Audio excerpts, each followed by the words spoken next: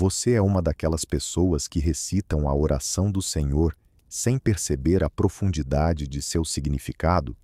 Talvez você já a tenha pronunciado centenas ou até milhares de vezes. Desde pequeno, você a ouviu na igreja, repetiu antes de dormir ou a recitou nas refeições. Mas já parou para refletir sobre o porquê dessa oração? Por que Jesus nos deu essas palavras exatas? Foi apenas uma simples oração do dia a dia ou existe um significado mais profundo?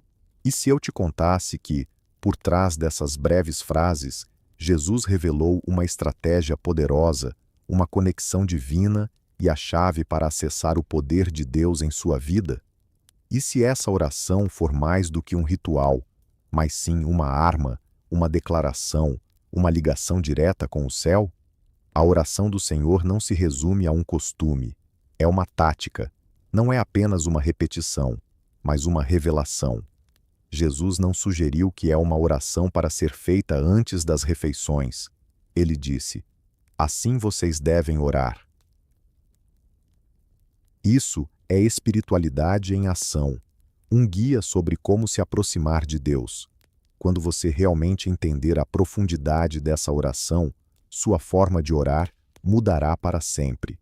Neste vídeo, vamos explorar a oração do Senhor como nunca antes, revelando por que Jesus nos ensinou essa oração e o que muitos costumam ignorar.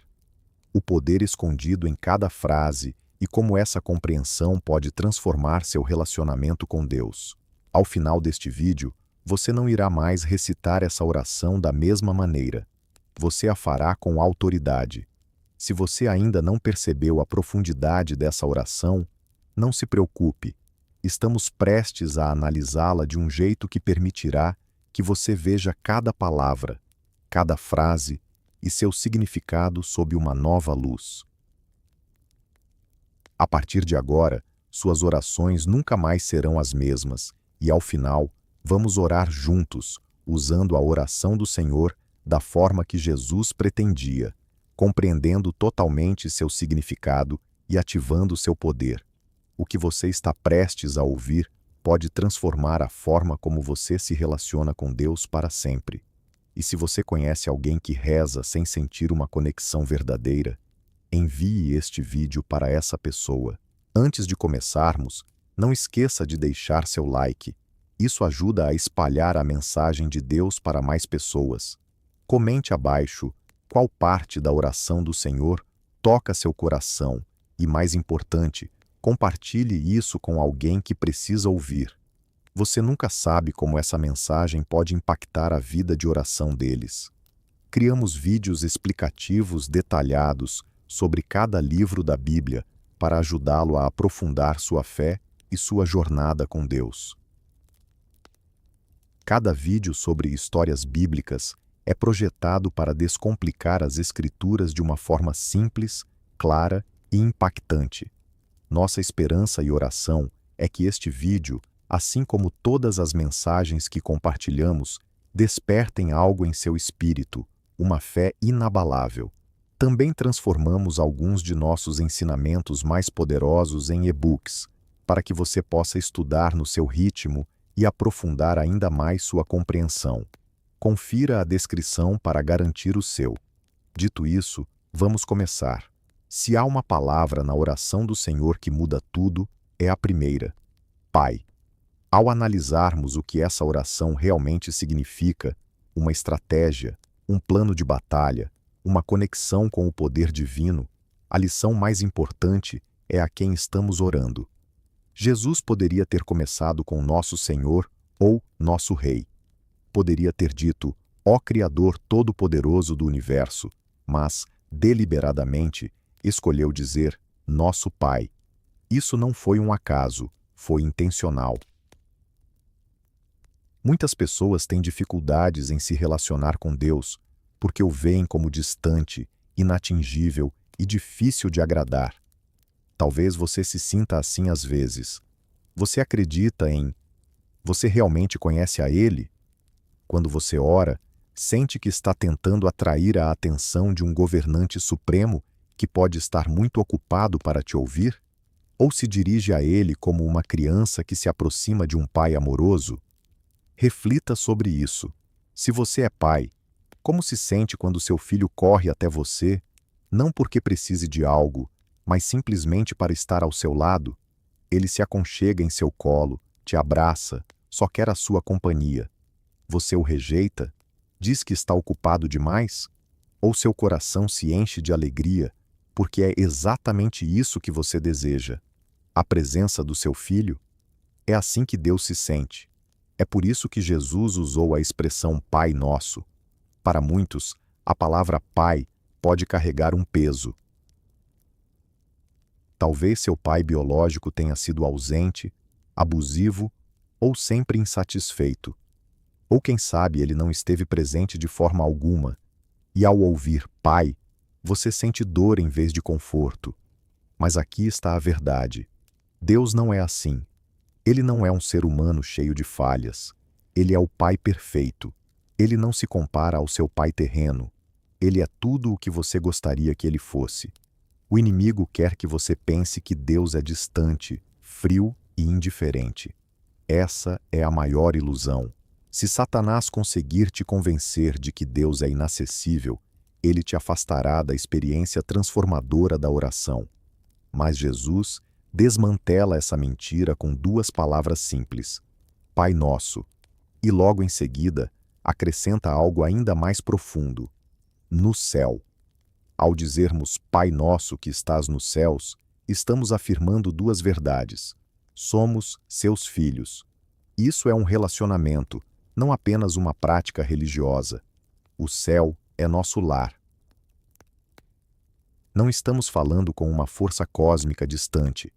Estamos conectados ao Rei do Céu, e é ali que pertencemos. Isso é o que distingue a oração de meras esperanças ou desejos. Quando você ora, fala com alguém que te ama, que te conhece e que já traçou um plano para a sua vida. E é exatamente por isso que Jesus nos ensinou a iniciar nossas orações dessa forma.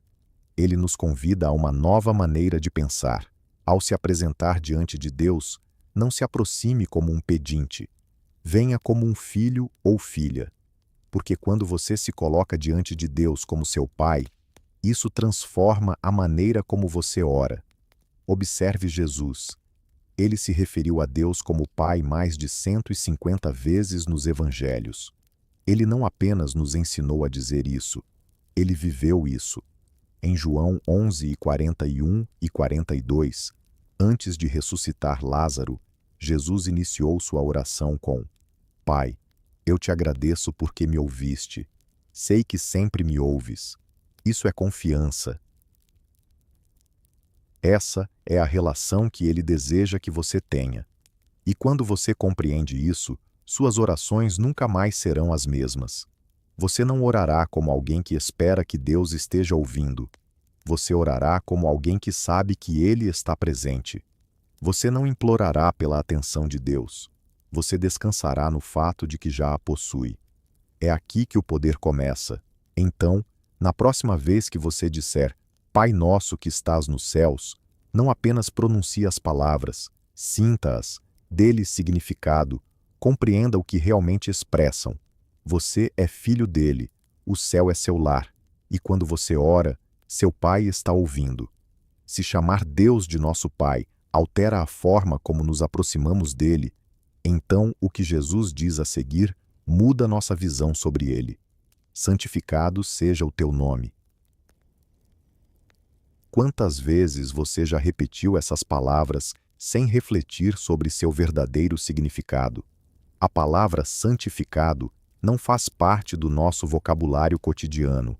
Significa santo, sagrado, separado. Mas Jesus não estava apenas nos ensinando a reconhecer que o nome de Deus é santo. Ele estava nos ensinando a viver de acordo com essa verdade. Ao longo da Bíblia, os nomes vão além de meras etiquetas. Eles representam identidade, autoridade e reputação. É por isso que o nome de Deus carrega um significado tão profundo que é a própria essência do que ele é. Em Êxodo 3, quando Moisés pergunta a Deus qual é o seu nome, a resposta é clara: Eu sou o que sou.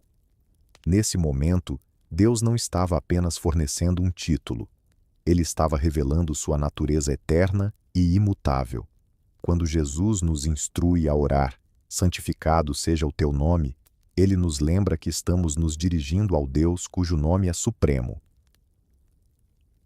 Mas o que muitos não percebem é que isso vai além de simplesmente pronunciar o nome de Deus com reverência. Trata-se de como vivemos nossas vidas. Ao dizer, santificado seja o teu nome, fazemos uma afirmação poderosa. O nome de Deus é sagrado e, portanto, devemos tratá-lo com a devida santidade. Assim, nossas vidas devem espelhar essa sacralidade. Aqui, a situação se torna séria. Se você clama, santificado seja o teu nome, mas vive como se Deus fosse apenas uma opção em vez de uma prioridade, será que realmente está se referindo a isso? Se você o chama de Senhor, mas ignora seus ensinamentos, está de fato honrando seu nome? Se suas palavras são cheias de louvor no domingo, mas suas atitudes negam isso na segunda-feira, você realmente está santificando seu nome? Jesus não estava apenas nos ensinando uma frase, ele nos convocava a um estilo de vida. Pense no mundo em que vivemos. O nome de Deus é banalizado diariamente em filmes, músicas e conversas cotidianas. As pessoas tratam o nome do Todo-Poderoso como se fosse trivial. Contudo, nas Escrituras, o nome de Deus é repleto de poder. No Antigo Testamento, os israelitas tinham tanta reverência por seu nome que evitavam pronunciá-lo. Quando os escribas escreviam YHWH, eles paravam, lavavam as mãos e pegavam uma nova caneta, pois era um nome sagrado. Hoje, no entanto, muitos o dizem sem pensar, e alguns até zombam dele. E a pergunta que fica é: nós somos diferentes? Vivemos de maneira a demonstrar ao mundo que o nome de Deus é distinto, ou nos misturamos, tratando-o de maneira casual?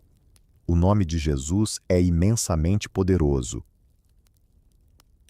Em Filipenses 2, 9-11, lemos que Deus o exaltou ao mais alto lugar e lhe deu um nome que está acima de todos os nomes, para que ao nome de Jesus todo joelho se dobre, tanto no céu quanto na terra e debaixo da terra, e toda língua confesse que Jesus Cristo é Senhor. Esse é o poder do seu nome. Não é comum, é santificado. Quando Jesus expulsou demônios, ele o fez em seu nome. Quando os discípulos curaram enfermos, foi em seu nome. Quando oramos, fazemos isso em seu nome. Portanto, ao dizermos, santificado seja o teu nome, estamos fazendo um pacto de honrar seu nome em nossas palavras, de representar seu nome em nossas ações e de revelar seu nome a um mundo que se esqueceu de seu poder. Observe o que está acontecendo ao nosso redor. As pessoas não apenas ignoram Deus, mas se opõem a Ele. Seu nome está sendo removido das escolas, da cultura e da vida pública. O inimigo sabe que, ao apagar o nome de Deus, consegue eliminar o temor a Ele. Mas somos chamados a nos destacar. Então, ao orar, não se limite a pronunciar palavras. Questione-se: minha vida realmente santifica o nome de Deus? Estou vivendo de uma maneira que demonstra ao mundo quem Ele realmente é? Porque quando você compreende verdadeiramente o que significa dizer santificado seja o teu nome, sua forma de orar nunca mais será a mesma. Se orar, santificado seja o teu nome, é um compromisso de honrar o nome de Deus, então o que Jesus diz a seguir é ainda mais radical. Venha o teu reino. À primeira vista, pode parecer uma frase simples, um sentimento religioso bonito, mas se você entender seu verdadeiro significado, perceberá que é um clamor por uma transformação completa de poder, uma tomada espiritual. A realidade é que estamos em meio a uma batalha entre dois reinos, o reino de Deus e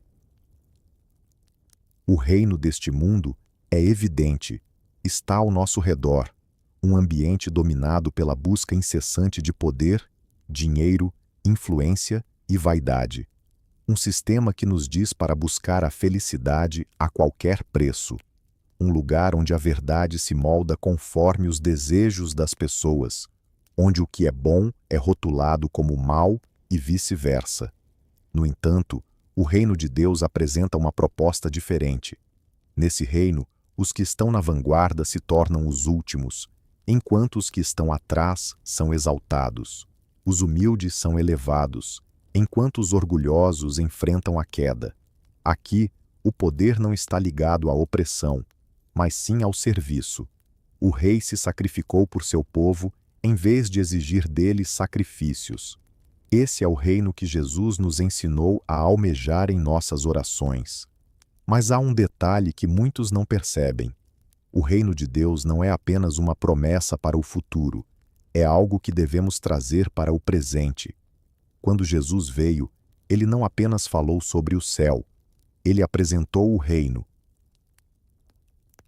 Ele proclamou: arrependei-vos, pois o reino dos céus está próximo.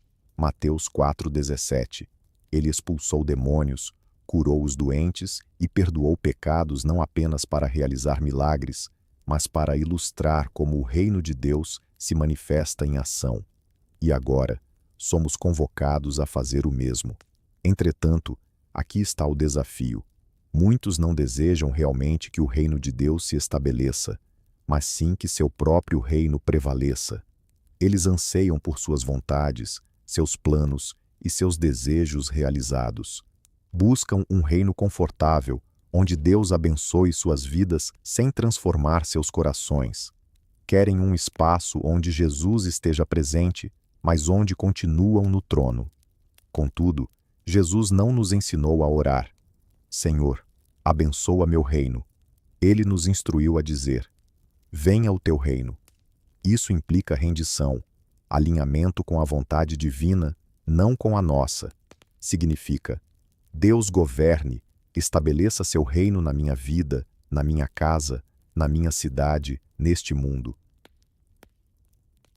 Isso envolve conflito, porque o inimigo não deseja que o reino de Deus se manifeste. No instante em que você começa a orar essa oração com sinceridade, você se torna uma ameaça para as forças das trevas. Você está clamando para que o domínio de Deus invada os territórios do inimigo, pedindo que a luz dissipe a escuridão, orando por um reino que derrubará tudo o que Satanás construiu. Olhe ao seu redor. O que vê é a prova de que muitos escolhem o reino errado. A divisão, a desinformação, a corrupção, tudo isso é sinal de um mundo que rejeita o reinado de Deus.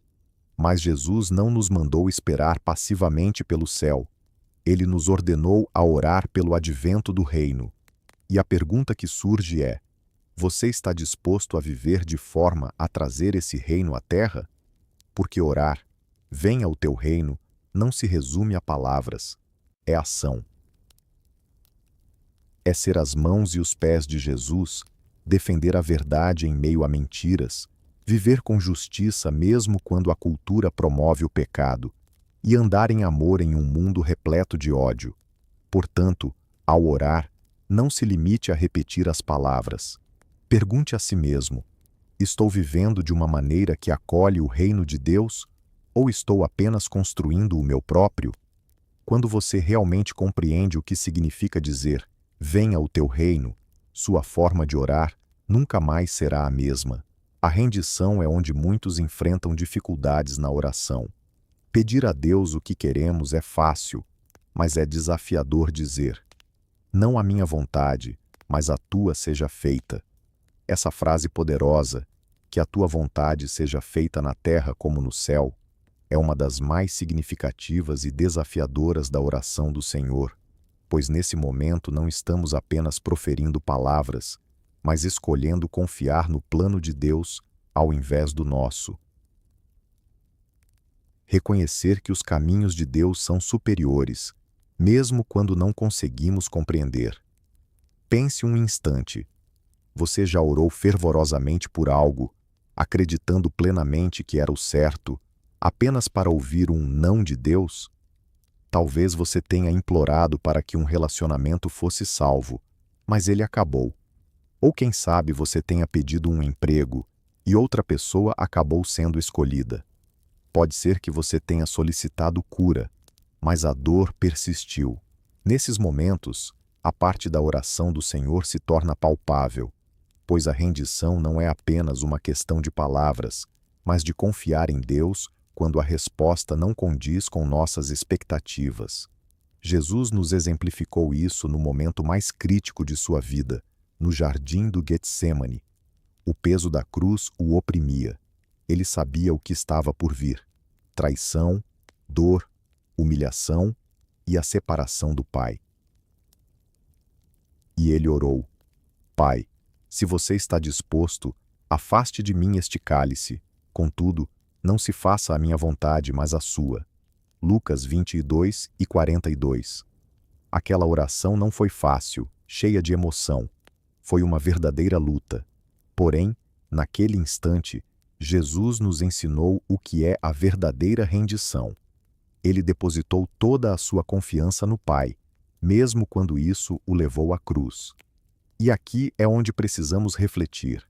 Estamos realmente pedindo que a vontade de Deus se realize ou só esperamos que Ele atenda a nossos desejos? É uma reflexão desafiadora, pois a rendição é um processo complicado. Significa abrir mão do controle. Significa dizer: Deus, mesmo que não aconteça como eu quero, confio em você. Significa acreditar que o plano dele é superior ao que conseguimos enxergar. Veja as histórias bíblicas. José, vendido como escravo, injustamente acusado e preso. Ele poderia ter desistido, achando que Deus o abandonara, mas continuou firme na fé. Confiou que a vontade de Deus se desenrolava, mesmo no sofrimento, e ao final, tornou-se o segundo no comando do Egito, salvando muitas vidas. Pense também em Paulo.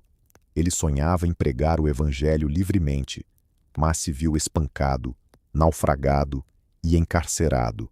Contudo, mesmo preso, escreveu cartas que moldariam a fé cristã. Por quê? Porque ele entregou seus planos ao propósito maior de Deus. Agora vamos trazer isso para os dias atuais. Com que frequência lutamos contra a vontade de Deus sem perceber? Buscamos incessantemente por coisas, forçamos situações ou nos frustramos quando a vida não segue nossos desejos. Mas quando de fato oramos, que a sua vontade seja feita, entregamos a Deus a caneta e dizemos: escreva a história da melhor maneira que você achar. E é nesse momento que encontramos a verdadeira paz. Portanto, aqui está o desafio. Na próxima vez que você orar, não apenas pronuncie as palavras, sinta-as. Pergunte-se: eu confio em Deus o suficiente para entregar meus planos aos dele? Porque se realmente desejamos que a vontade dele se realize na terra como no céu, isso deve começar em nós. Jesus não disse: dá-nos este mês o nosso pão mensal, ou dá-nos este ano o nosso pão anual. Ele disse: dá-nos hoje o nosso pão de cada dia. Não se trata apenas de alimento, é sobre depender, confiar e libertar-se da ilusão de que podemos nos sustentar sem Deus. É aqui que muitos enfrentam dificuldades, pois em um mundo que nos ensina a planejar, economizar e garantir nosso futuro, Jesus nos convida a confiar em Deus dia após dia. Reflita por um momento.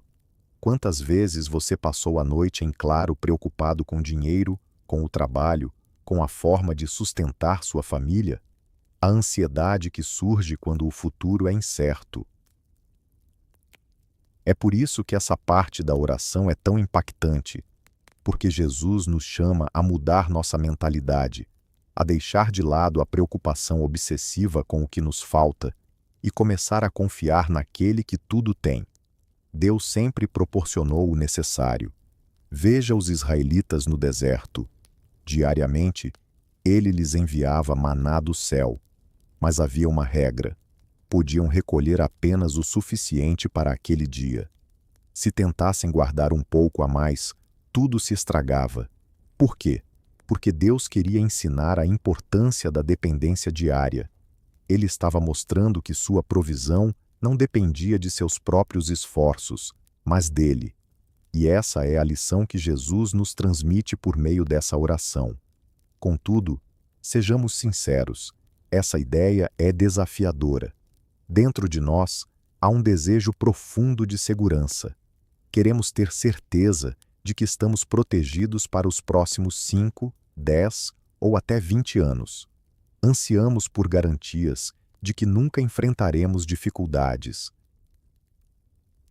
Mesmo assim, Jesus nos ensina a pedir pelo pão diário, não porque Deus não queira que planejemos, mas porque Ele deseja que tenhamos confiança. E isso vai muito além do aspecto financeiro. E a nossa força emocional? Com que frequência tentamos acumular paz suficiente para a semana, apenas para nos sentirmos esgotados na quarta-feira? Jesus nos convida a buscá-lo diariamente, pedindo o que precisamos a cada dia. Ele nos fornecerá a força, a sabedoria, a paciência e a provisão que necessitamos, um dia de cada vez. Observe como Jesus viveu. Não carregava reservas de ouro e não se preocupava com a origem de sua próxima refeição. Ele confiava plenamente no Pai, nos deixando um exemplo a seguir.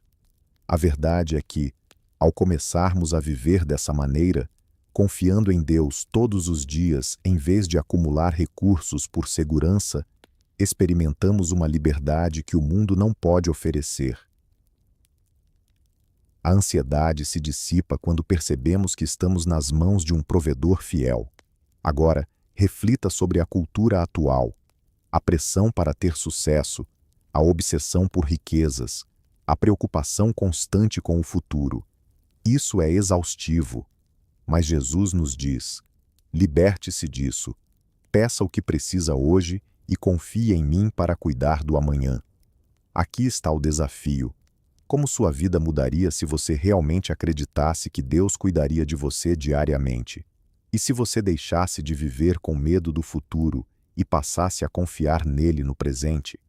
E se você realmente vivesse como se o mesmo Deus que alimentou os israelitas, que providenciou para Elias, através de corvos, que multiplicou pães e peixes, fosse o mesmo que está cuidando de você agora? Porque Ele é. Portanto, na próxima vez que você orar essa parte da oração do Senhor, não se limite a pronunciar as palavras, sinta-as. Permita que elas quebrem sua dependência de dinheiro, do trabalho e da sua própria capacidade de fazer as coisas acontecerem. Pois a verdadeira paz não vem de ter tudo sob controle, mas de saber que seu Pai Celestial nunca falha em lhe dar exatamente o que você precisa. Se você acreditar nisso, as preocupações de hoje não têm chance. Se pedir o pão diário nos ensina a depender de Deus, pedir perdão nos revela algo igualmente transformador. Como se libertar, ficar livre da culpa, da amargura e das correntes que nos prendem ao passado. Mas aqui está o ponto que torna essa oração tão radical. Jesus não nos diz apenas para pedirmos perdão. Ele nos instrui a perdoar os outros da mesma forma que desejamos ser perdoados. E é aqui que muitos enfrentam dificuldades, pois é fácil dizer: Deus, perdoe-me. Mas é muito mais desafiador dizer: Deus, ajude-me a perdoá-los. Jesus une essas duas coisas de uma maneira que não podemos ignorar. Pense bem, você já se sentiu afastado de Deus, mas não soube explicar o porquê? Talvez você estivesse orando, lendo a Bíblia, até frequentando a igreja, mas algo parecia fora do lugar. Jesus nos dá a resposta. A falta de perdão nos impede de experimentar a plenitude da misericórdia de Deus.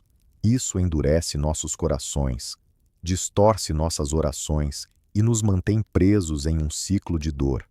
Em Mateus 6, versículos 14 e 15, está claro: se vocês perdoarem as ofensas dos outros, o Pai Celestial também perdoará vocês. Mas se não perdoarem, o Pai de vocês não perdoará as suas faltas. Isso é profundamente impactante. Ao nos agarrarmos ao ressentimento, estamos nos afastando do perdão que tanto precisamos. Pense na parábola do servo impiedoso, que encontramos em Mateus 18. Um homem tinha uma dívida enorme com um rei, e este, em sua bondade, decidiu perdoá-lo completamente. Contudo, logo depois, esse mesmo homem se negou a perdoar uma quantia irrisória que outro lhe devia. Quando o rei tomou conhecimento disso, mandou prendê-lo, perguntando: "Por que você não teve compaixão do seu colega, assim como eu tive de você?" Essa é a consequência de não perdoar. Fomos absolvidos de uma dívida colossal. Todos os nossos pecados, todas as nossas falhas, cada ato de rebeldia contra Deus. E mesmo assim, muitas vezes nos apegamos a ofensas insignificantes. Dizemos: "Eles me machucaram, não merecem, nem pediram desculpas." Mas será que merecíamos o perdão? Chegamos a Deus limpos e perfeitos, pedindo desculpas por cada erro, antes que Ele decidisse enviar Jesus? Romanos 5, 8 nos revela que, enquanto ainda éramos pecadores, Cristo morreu por nós. Isso significa que perdoamos não porque os outros merecem, mas porque nós também não merecíamos. E é importante frisar: perdoar não significa fingir que o que aconteceu estava certo. Não é aceitar que pessoas tóxicas voltem ao nosso convívio. Não é ignorar a dor. É entregar isso a Deus dizendo: "Recuso-me a deixar essa amargura tomar conta de mim. Recuso-me a permitir que as ações delas controlem meu coração." E aqui está o belo: o perdão não apenas liberta quem nos feriu, mas também nos liberta. Estudos mostram que manter a amargura aumenta o estresse, prejudica a saúde e pode levar à depressão. Já aqueles que perdoam experimentam mais paz, melhor saúde e até uma vida mais longa. Jesus sabia disso bem antes da ciência. Por isso, ele incluiu o perdão como parte fundamental da oração.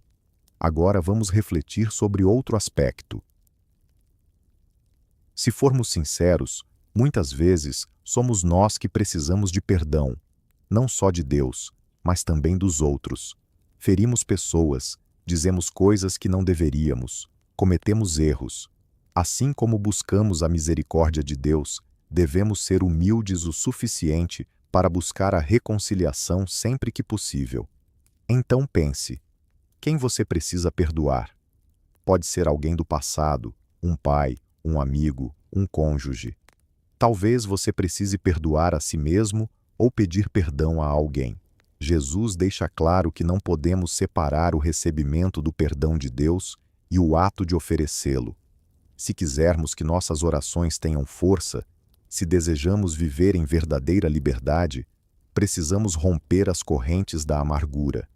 Portanto, quando você recitar essa parte da oração do Senhor, não se limite a pronunciar as palavras.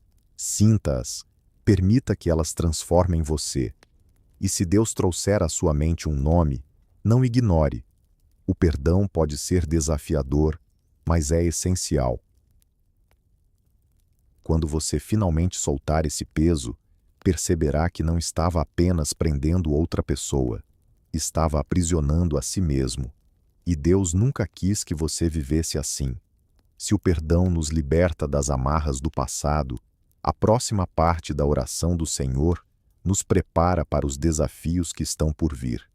Jesus nos ensina a orar: "Não nos deixeis cair em tentação." Mas já parou para pensar por que Deus nos colocaria em tentação em primeiro lugar? Muitas pessoas se questionam sobre essa frase, pois parece que estamos pedindo a Deus para não fazer algo que, de outra forma, Ele poderia permitir. Isso não reflete o que Jesus realmente queria transmitir. A Bíblia é bem clara. Tiago 1,13 nos ensina que Deus não pode ser tentado pelo mal, nem tenta ninguém. Então, por que Jesus incluiu isso em sua oração? Porque a tentação é uma realidade que não podemos ignorar, e ele nos estava ensinando a manter nossa vigilância espiritual. A tentação não é uma mera possibilidade, é uma certeza. Todos nós a enfrentamos. Até mesmo Jesus foi tentado por Satanás no deserto, como vemos em Mateus 4. Embora a tentação em si não seja um pecado, sucumbir a ela, sim, é. Por isso, Jesus nos ensina a orar por proteção antes mesmo de entrarmos na batalha. Pense bem, quantas pessoas caem em pecado, se entregam a vícios ou fazem escolhas erradas simplesmente por não estarem atentas? Elas não oraram contra a tentação, apenas esperaram ser fortes o suficiente no momento. Mas Jesus nos ensina que não devemos aguardar a tentação chegar para começar a lutar. Devemos pedir a Deus que nos guie de forma a evitar esses desafios. E é aqui que a guerra espiritual se torna relevante, pois a tentação vai além da fraqueza humana. É uma estratégia, uma armadilha. O inimigo nos observa, conhece nossos padrões, nossas fraquezas e nossos pontos vulneráveis. Ele não perde tempo tentando nos seduzir com coisas que não nos interessam. Ele se concentra nas áreas onde mais lutamos. Por isso, Jesus nos instrui a orar diariamente, pois, queira você perceber ou não, há uma batalha pela sua mente, sua pureza, seu foco e sua integridade. Sem proteção espiritual, você caminha desarmado em território inimigo. Vejamos Pedro. Antes da prisão de Jesus, ele alertou Pedro: Satanás pediu para te peneirar como trigo, mas eu orei por você para que sua fé não falhe. Lucas 22, 31 a 32. Jesus não disse a Pedro para apenas ser forte. Ele o cobriu em oração. Mas o que fez Pedro? Confiou em sua própria força, ignorou o aviso de Jesus e, quando a tentação surgiu, negou Jesus 3 vezes. Agora, contraste isso com José em Gênesis 39. Quando a esposa de Potifar tentou seduzi-lo, ele não hesitou. Não tentou resistir com suas próprias forças. Ele fugiu. Ele se afastou da tentação imediatamente. Essa é a diferença entre aqueles que caem e os que permanecem firmes. Os que se mantêm firmes não oram apenas após a queda. Eles oram antes de se encontrarem em perigo. Eles se preparam para o ataque, pedindo a Deus não apenas força para resistir, mas também sabedoria para evitar. E aqui está algo poderoso. 1 Coríntios 10:13 nos diz: Deus é fiel. Ele não permitirá que você seja tentado além do que pode suportar, mas quando você for tentado, também proverá uma saída. Isso significa que sempre há uma forma de escapar. Não importa o que você enfrente. Deus sempre oferece uma saída, mas precisamos reconhecê-la. Então, como podemos viver essa parte da oração do Senhor? Primeiro, devemos estar sempre alertas. 1 Pedro 5:8 nos lembra: Sede sóbrios e vigilantes. O diabo, vosso adversário, anda ao redor, como leão rugente, buscando a quem possa devorar. O inimigo está constantemente à espreita por uma oportunidade, então não podemos nos permitir viver de forma descuidada. Em segundo lugar, precisamos cuidar das nossas influências. A tentação, muitas vezes, surge através do que permitimos em nossas vidas, seja por meio de entretenimento, relacionamentos ou conversas. Se você está lutando contra a luxúria, mas consome conteúdos impuros, está alimentando exatamente o que está tentando combater. Se está orando por paciência, mas se cercando de pessoas tóxicas, torna-se mais difícil resistir à raiva. E por último, devemos correr para Deus, não apenas nos afastar do pecado. Muitas pessoas tentam combater a tentação com suas próprias forças, mas a chave não é apenas resistir, é substituir. Tiago 4:7 nos ensina: Sujeitai-vos, pois, a Deus, resisti ao diabo, e ele fugirá de você. Preste atenção na sequência. Primeiro, submeta-se a Deus, e então resista. Você não está apenas combatendo o pecado, está buscando algo muito mais forte. A questão é: você está apenas reagindo às tentações Ou está se preparando com oração antes que elas surjam? Você está mantendo sua vigilância espiritual ou está se expondo às armadilhas do inimigo sem proteção? Jesus nos deixou esta parte da oração por um motivo. A tentação é verdadeira, a batalha é real, e se não estivermos prontos, podemos cair. Mas a boa notícia é que Deus já nos equipou com as armas necessárias para triunfar. A pergunta é: estamos prontos para utilizá-las? Se Jesus nos instrui a orar contra a tentação, a próxima parte da oração do Senhor se aprofunda ainda mais. Mas livra-nos do mal. Não se trata apenas de evitar o pecado, mas de clamar pelo poder de Deus para que nos salve dele. Esta oração não é apenas um pedido de proteção, é uma declaração de guerra, porque o mal não é apenas uma ideia ou um conceito. O mal é real. Independentemente de reconhecê-lo ou não, estamos em batalha todos os dias. Pense nisso. Por que Jesus incluiria isso se não fosse essencial? Por que nos ensinaria a orar por libertação se não existissem forças reais tentando nos afastar de Deus? Efésios 6,12 deixa claro: pois não lutamos contra carne e sangue, mas contra principados, potestades e as forças espirituais do mal nas regiões celestiais. Em outras palavras, a verdadeira luta é invisível, está além do que podemos ver. As batalhas que enfrentamos em nossas mentes, em nossas famílias, nas nossas dificuldades, não são apenas físicas, têm raízes espirituais. E, no entanto, com que frequência tentamos lutar essas batalhas sozinhos? Buscamos superar vícios com força de vontade, tentamos resolver relacionamentos desgastados com lógica e tentamos escapar da depressão ou da ansiedade apenas pensando positivo. Mas Jesus sabia melhor. Por isso, ele nos pediu para orar diariamente, porque a libertação não depende da nossa força.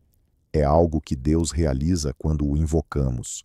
Veja o exemplo de Pedro em Lucas 22, 31 a 32. Jesus o advertiu: Simão, Simão, Satanás pediu para peneirar vocês como trigo, mas eu orei por você para que a sua fé não falhe. Observe o que Jesus disse. Ele não pediu: Pedro, apenas se esforce mais. Ele não disse: Pedro, resolva isso sozinho. Ele afirmou: eu orei por você, pois a única maneira de Pedro resistir ao ataque do inimigo era pelo poder de Deus. E mesmo assim, Pedro tentou confiar apenas em si mesmo. Ele declarou a Jesus: Senhor, estou preparado para ir contigo até a prisão e a morte. No entanto, horas depois, negou Jesus 3 vezes. Isso mostra o que acontece quando enfrentamos batalhas espirituais com nossas próprias forças. Falhamos. Agora, contraste isso com o povo de Israel em Êxodo 14. Quando estavam encurralados à beira do Mar Vermelho, com o exército de Faraó atrás, sem armas, sem estratégia e sem saída, Moisés lhes disse: o Senhor lutará por vocês, vocês só precisam estar quietos. E o que aconteceu? Deus abriu o mar. Ele os salvou. É isso que Jesus nos ensina nesta oração. A libertação não é algo que conquistamos, é um presente que recebemos. É Deus agindo quando o invocamos. E essa verdade se aplica a todas as áreas de nossas vidas. Lutando contra vícios? Você não precisa apenas de mais autocontrole, precisa de libertação. Enfrentando medo, ansiedade ou depressão, não se trata apenas de bons conselhos. Você precisa de um resgate divino. Sentindo-se preso em ciclos de pecado, não é apenas uma questão de tentar mais. Você precisa do poder de Deus para romper essas correntes. É por isso que o inimigo se esforça tanto para nos afastar da oração, porque ele sabe que, quando clamamos a Deus, Deus traz libertação, cadeias se rompem, fortalezas desmoronam e a escuridão se dissipa. O Salmo 51 nos ensina: clama a mim no dia da angústia, e eu te livrarei, e tu me glorificarás. Isso não é apenas uma ideia reconfortante, É uma promessa real. Mas como podemos vivenciar isso? Primeiramente, precisamos reconhecer que dependemos do poder de Deus todos os dias. A libertação não é um evento isolado, mas uma necessidade constante de sua força. Em segundo lugar, devemos parar de lutar sozinhos. Jesus nos ensinou a orar. Livra-nos do mal. Não é um pedido individual, mas um clamor coletivo, pois não fomos feitos para enfrentar batalhas em isolamento. Precisamos de uma comunidade de crentes que se ore e interceda uns pelos outros. Por último, precisamos confiar que Deus já está agindo a nosso favor. Às vezes, a libertação vem de forma imediata, outras vezes é um caminho que percorremos, mas de qualquer maneira, Deus permanece fiel. Então, a grande pergunta é: você está lutando sozinho ou chamando a Deus por libertação? As lutas que você enfrenta são maiores do que você, mas o Deus que você serve é infinitamente maior do que qualquer ataque do inimigo. Quando você clama, livra-nos do mal, não está apenas pronunciando palavras, você está convocando o poder celestial para lutar ao seu lado, e isso transforma tudo. Se pedir a Deus por libertação é invocar sua força, então essa última linha da oração do Senhor é a expressão máxima desse poder. Pois teu é o reino, o poder e a glória para sempre. Não é apenas uma conclusão, mas um grito de guerra, uma declaração de vitória, um lembrete de que, independentemente das circunstâncias e das batalhas que enfrentamos, Deus está no controle. Jesus não nos ensinou a encerrar essa oração com temor, incerteza ou dúvida. Ele não disse: espero que você me ajude, ou talvez você tenha controle. Ele nos ensinou a concluir com confiança, pois teu é o reino, o poder e a glória para sempre. Essa é uma afirmação de certeza, uma declaração de que, apesar do que vemos ou sentimos, o reinado de Deus é eterno.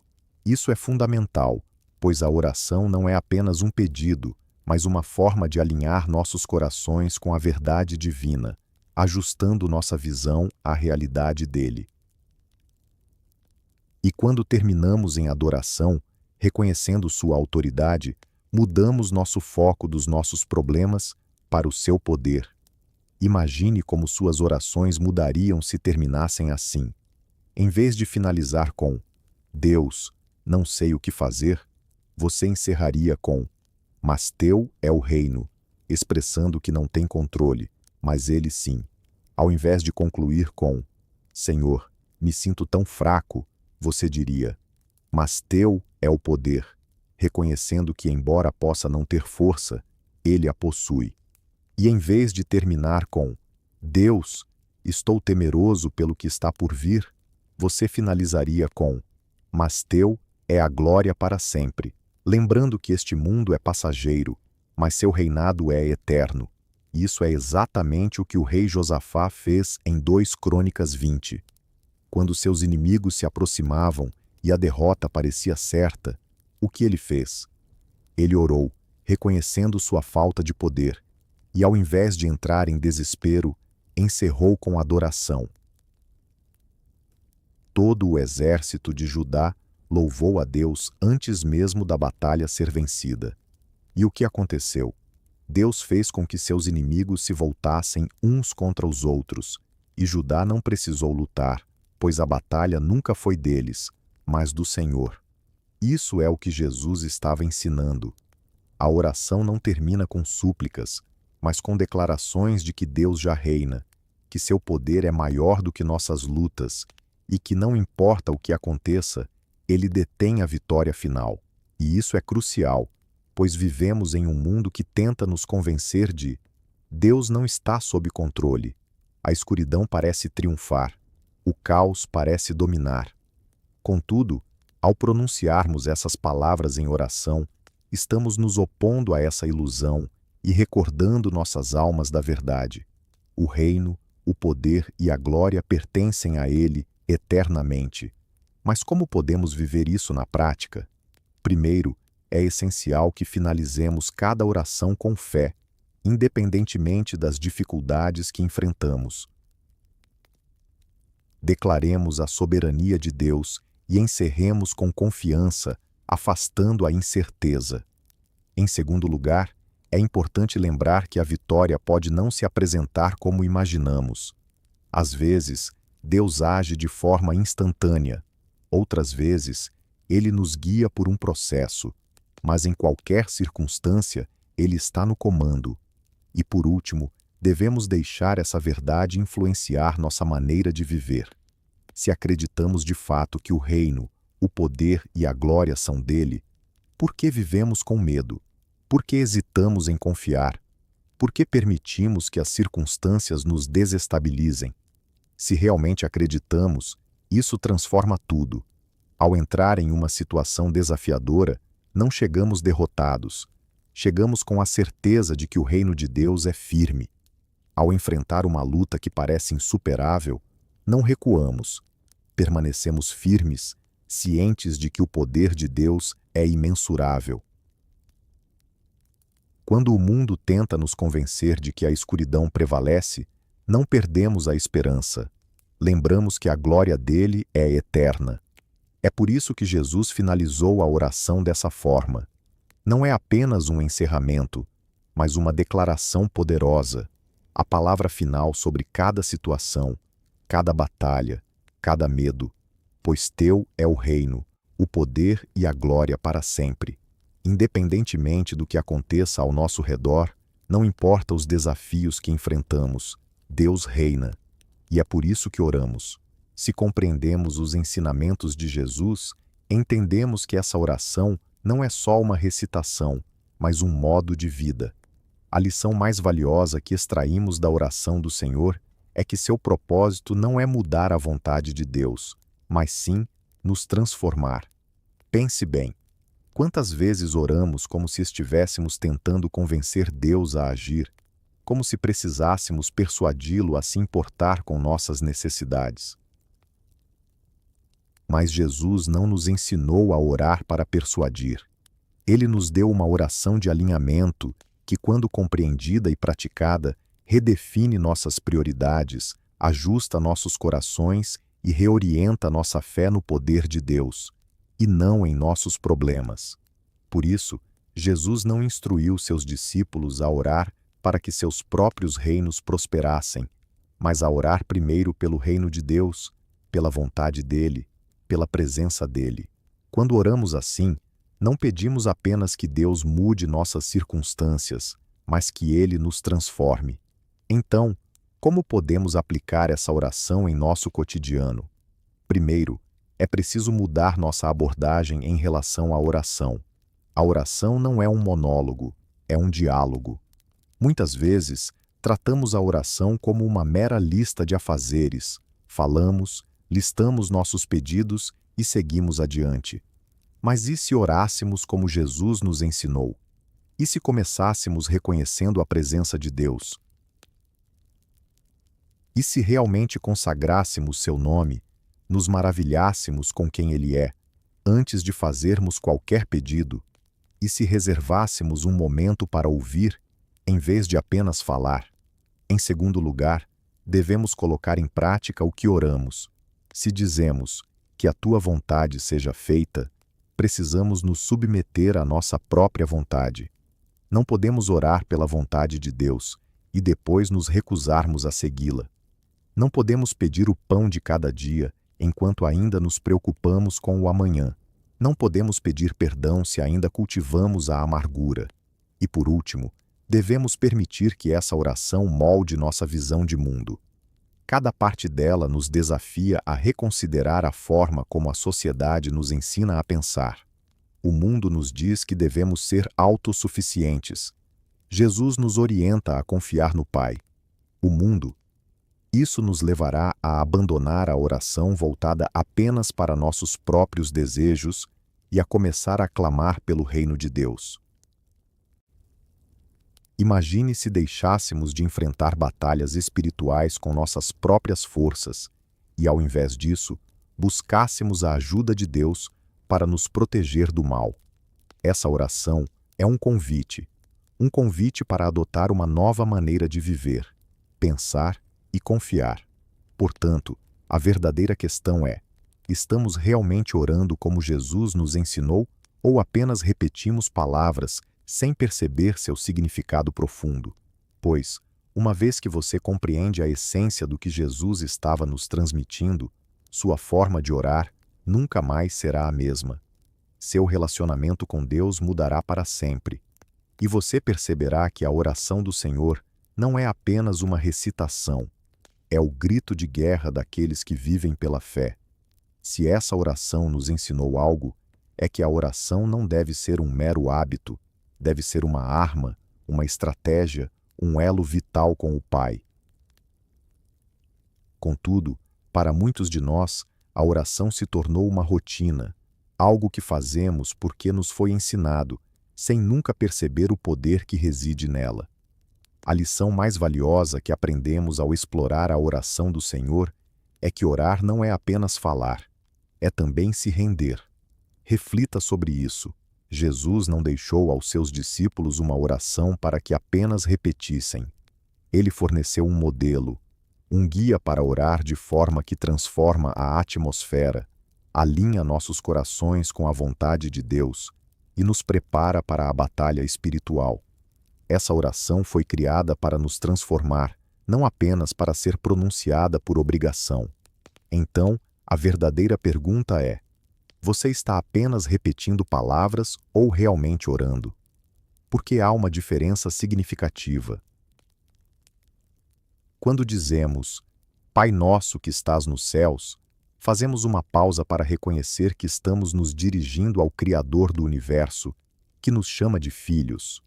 Ao falarmos, santificado seja o teu nome, estamos realmente comprometidos com isso? Honramos seu nome em nossas ações, palavras e pensamentos? Quando oramos, venha o teu reino, seja feita a tua vontade, queremos de fato a vontade dele ou secretamente esperamos que ele abençoe nossos próprios planos? E no que diz respeito a dá-nos hoje o nosso pão de cada dia, estamos confiando em Deus para o hoje ou estamos tão preocupados com o amanhã que não enxergamos sua provisão no presente? E quando dizemos, perdoa-nos as nossas dívidas, assim como nós perdoamos aos nossos devedores, realmente desejamos isso? Porque se formos sinceros, muitos de nós ainda guardamos ressentimentos, nos agarramos a ofensas e hesitamos em oferecer a mesma misericórdia que pedimos a Deus. Essas não são apenas palavras, é um clamor por dependência de Deus, uma rendição à sua vontade, um compromisso de viver de maneira diferente. Então, vamos tornar isso pessoal. Qual parte da oração do Senhor você irá orar de forma diferente a partir de hoje? Talvez seja se entregar à vontade de Deus ao invés de querer controlar tudo. Talvez seja aprender a confiar nele para a provisão diária, ao invés de ficar preso ao medo do futuro. Pode ser o chamado para perdoar, para finalmente deixar para trás aquela amargura que tem envenenado sua alma por tempo demais. Ou talvez, apenas talvez, a maior mudança nos leve a parar de orar apenas por nossos próprios interesses e a começar a clamar pelo reino de Deus. A transformação na sua vida de oração acontecerá quando você deixar de encará-la como um mero ritual e começar a orar com expectativa, com compreensão e fé. Quando você realmente entender a profundidade dessa oração, sua forma de se conectar com Deus nunca mais será a mesma. Esse é o verdadeiro desafio. Não apenas pronunciar as palavras, mas vivenciá-las. Ao concluirmos, convido você a refletir. Você está apenas repetindo frases ou realmente se dedicando a orar? A diferença entre esses dois aspectos vai influenciar a força das suas preces. Uma lição que tiramos da oração do Senhor é que ela vai muito além de uma simples combinação de palavras. É um guia, um plano de ação, uma declaração de nossa dependência de Deus. Agora, ao encerrarmos, não vamos apenas discutir essa oração. Vamos orar da maneira que Jesus desejou, com poder, entendimento e fé.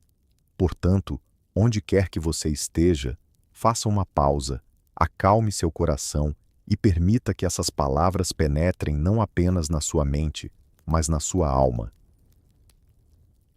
Pai nosso que estás nos céus, nós nos aproximamos de ti como teus filhos, não como órfãos ou estranhos, mas como filhos e filhas do Altíssimo.